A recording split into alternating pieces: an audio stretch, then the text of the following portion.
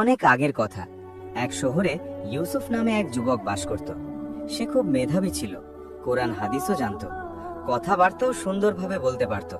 কিন্তু তার একটা বড় দুর্বলতা ছিল, সে খুব বেশি কথা বলতো। কে কি করলো, কে কি বলল, কার কি ভুল, সব বিষয়ে তার মন্তব্য থাকত। সে মনে করত সত্য কথা বললেই আল্লাহ খুশি হবেন, কিন্তু বাস্তবে যা হচ্ছিল তা ভিন্ন। তার বেশি কথা বলার কারণে মানুষ তার কাছ থেকে দূরে সরে যাচ্ছিল, বন্ধুরা তাকে এড়িয়ে চলত। অনেক সময় সে অজান্তেই গীবত করে ফেলত, তর্কে জড়িয়ে শত্রু তৈরি করত। ইউসুফ লক্ষ্য করল সে ভালো কাজ করতে চাইলেও মানুষ তাকে পছন্দ করছে না। তার জীবনে বরকতও যেন কমে যাচ্ছিল। এক রাতে সে খুব মন খারাপ করে নামাজ পড়ল। সিজদায় গিয়ে কাঁদতে কাঁদতে বলল, হে আল্লাহ, আমি তো ভালো হতে চাই, তাহলে আমার জীবনে শান্তি কেন নেই? পরদিন ফজরের নামাজের পর সে শহরের একজন বিখ্যাত আলেম শাইখ আব্দুল হাকিম রহিমের কাছে গেল। ইউসুফ বলল, হুজুর, আমি দ্বীনের কথা বলি, সত্য বলি, তারপরেও মানুষ আমাকে অপছন্দ করে, আমি কোথায় ভুল করছি? আলেম কিছুক্ষণ চুপ করে রইলেন, তারপর বললেন, বাবা, তুমি কি কখনো ভেবেছ সব সত্য কথা বলাও কি সবসময় জরুরি? ইউসুফ একটু অবাক হয়ে বলল, সত্য না বললে তো গুনাহ হবে। আলেম মুচকি হেসে বললেন, রাসূলুল্লাহ সাল্লাল্লাহু আলাইহি ওয়াসাল্লাম কখনো অপ্রয়োজনীয় সত্য কথাও বলতেন না, তিনি প্রয়োজন ছাড়া নীরব থাকতেন। তারপর আলেম একটি হাদিস বললেন, যে ব্যক্তি আল্লাহ ও আখিরাতে বিশ্বাস রাখে সে যেন ভালো কথা বলে অথবা চুপ থাকে। বুখারী, মুসলিম। আলেম বললেন, চুপ থাকা মানে দুর্বলতা নয়, চুপ থাকা মানে আত্মনিয়ন্ত্রণ। শয়তান চায় তুমি বেশি কথা বলো, যেন ভুল হয়। ইউসুফ জিজ্ঞেস করল, তাহলে আমি কি করব হুজুর? আলেম বললেন, 40 দিন একটা আমল করো, প্রয়োজন ছাড়া কথা বলবে না, কেউ গীবত করলে চুপ থাকবে বা সেখান থেকে উঠে যাবে, তর্কে জড়াবে না। আগে ভাববে এই কথা কি আল্লাহকে খুশি করবে? ইউসুফ সেই আমল শুরু করল। প্রথম কয়েকদিন খুব কষ্ট হচ্ছিল, কথা বলতে মন চাইতো, কিন্তু সে নিজেকে থামাতো। কেউ খারাপ কথা বললে সে চুপ থাকতো, মানুষ তাকে উস্কানি দিলেও সে জবাব দিত না। ধীরে ধীরে আশ্চর্য পরিবর্তন শুরু হলো। মানুষ তার নীরবতাকে সম্মান করতে লাগলো, সবাই তার কথা শোনার জন্য অপেক্ষা করত। সে কম ভুল করতে লাগলো, তার নামাজে খুশু বাড়ল, তার দোয়া কবুল হতে লাগলো। 40 দিন পর ইউসুফ আবার আলেমের কাছে গেল, চোখে ছিল প্রশান্তি। সে বলল, হুজুর, আমি বুঝতে পেরেছি চুপ থাকা আমাকে আল্লাহর আরো কাছে এনে দিয়েছে। আলেম বললেন, কারণ নীরবতা অহংকার ভাঙে, আর যে নিজের নাফসকে দমন করতে পারে আল্লাহ তাকে দুনিয়া ও আখিরাতে সফল করেন। ইউসুফ সেই দিন থেকে কম কথা বেশি আমলকে নিজের জীবনের নীতি বানিয়ে নিল, আর আল্লাহ তাকে সম্মান, শান্তি ও সফলতা দান করলেন। ইউসুফ এখন আর আগের ইউসুফ নেই, নীরবতা তাকে সম্মান দিয়েছে, মানুষ তার কথা গুরুত্ব দিয়ে শোনে, কিন্তু আল্লাহ যাকে ভালোবাসেন তাকেই পরীক্ষা করেন। একদিন শহরে বড় একটা ফিতনা ছড়িয়ে পড়ল। কেউ একজন গোপনে ইউসুফের নামে মিথ্যা কথা ছড়াতে লাগলো। বলা হলো ইউসুফ নাকি মানুষকে ধোঁকা দেয়, সে নাকি আলেম সাজে। খবরটা খুব দ্রুত ছড়িয়ে পড়ল। ইউসুফের খুব কাছের কিছু মানুষও সন্দেহ করতে শুরু করলো। ইউসুফের মনে আগুন জ্বলে উঠল। তার মনে হলো, আমি যদি এখন চুপ থাকি সবাই তো আমাকে দোষী ভাববে।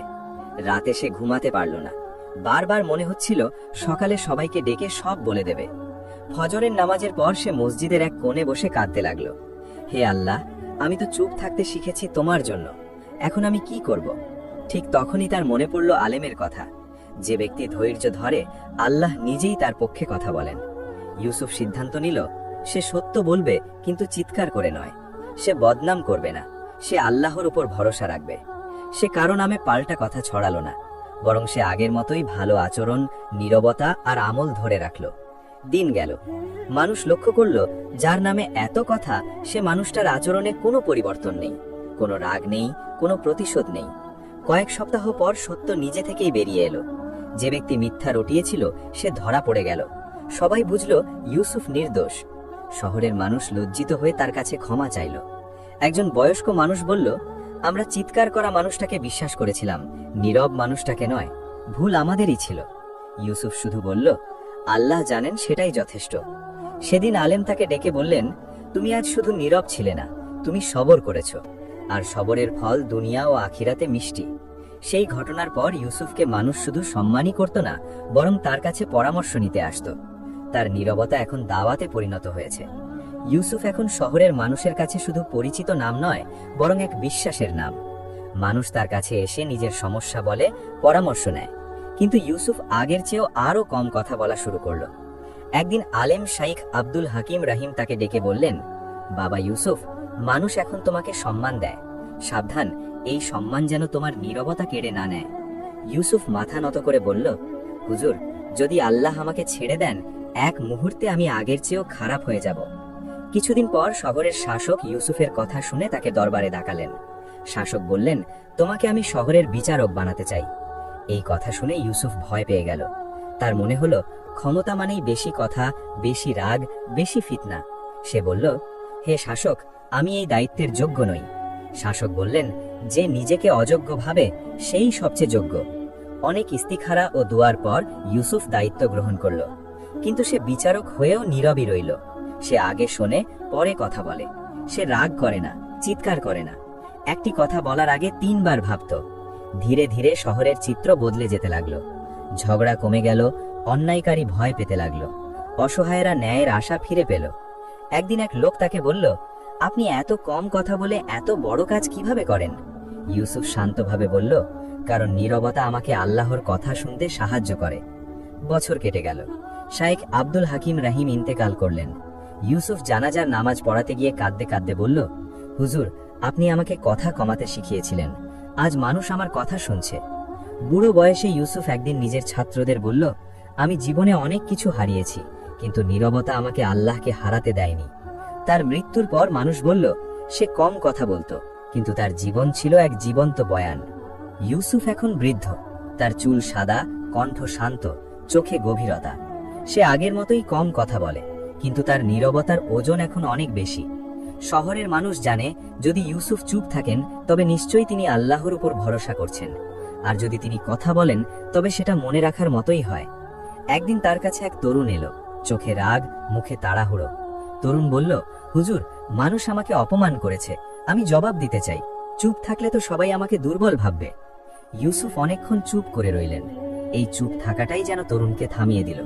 তারপর তিনি ধীরে ধীরে বললেন, বাবা, মানুষ তখনই চুপ থাকে না যখন তার কিছু বলার নেই, আর মুমিন চুপ থাকে যখন তার রব সব জানেন। এই কথা তরুণের হৃদয়ে লেগে গেল। কিছুদিন পর সেই তরুণ আবার এলো। এবার তার চোখে শান্তি। সে বলল, আমি চুপ ছিলাম, আল্লাহ নিজেই আমার পক্ষে কথা বলেছেন। ইউসুফ মুচকি হাসলেন।